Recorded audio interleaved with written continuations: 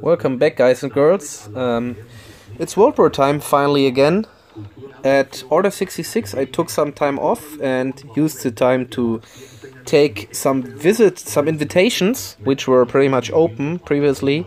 I had not the time, due to busyness, to compete at that necessary level, which is necessary to compete when you are at elite.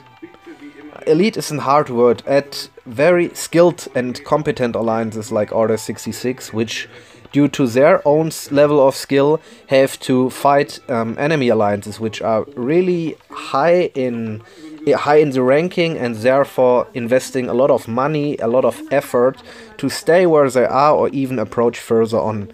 There was an event running, and I kept my fingers crossed, and it pretty much worked out. So I don't know whether you are aware of, but I'm some kind of stingy. I think stingy is the right word. And I wanted to protect my resources as easy as possible, and therefore I did not take the opportunity, or I did not build my mills and markets fully. So there's one mill and market remaining. And nevertheless, I could due to cost reduction of the university and other places, most of my upgrades without building this force market and mill, which makes it a lot easier to protect my resources. Yeah, at the other hand, my base is lacking some hit points. So if you would build these market and mills, you would have in total some more hit points for Worldwar situations, but that's not any matter for me. So protecting my resources is pretty easy, but the problem which is coming hand by hand with this is that some upgrades, so tank depots for example, are that expensive that I could not afford them recently. Now the event which was running previously made upgrades 33% cheaper, and I was really shortly able to get these upgrades, and I even crowned some buildings, which I did not for a really long time previously. I crowned buildings to get the people right in time ready to get both of my tank depots upgraded to stage 11, which is Atomic Age Max. Let's take a look right into the Worldwar.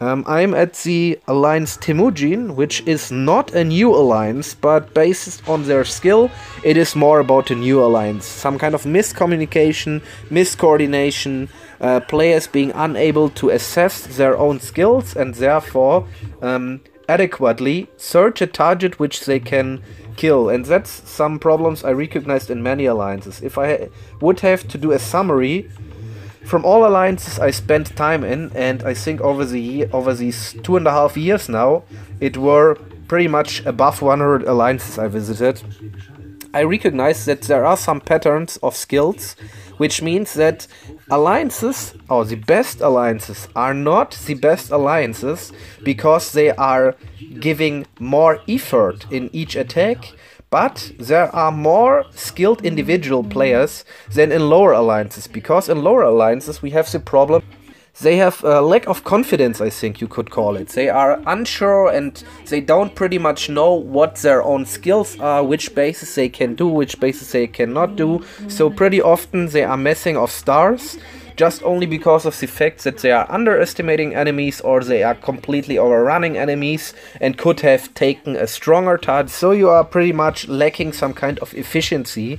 The most skilled alliances, and I think Order 66 was most recently, because I spent the most time over there, the best example for myself. There are other alliances which are absolutely the same, if not even more inside the game, more spending money, whatever, but Order 66 showed it to me in the most visualized way, that if there are a lot of skilled solo players or a lot of skilled individual players, you definitely also have to have some strategic heads in the background, assessing enemies, seeing how the enemies are averaging, the distribution of enemy bases, if there are very strong ones at the top side and very weak ones at the bottom side.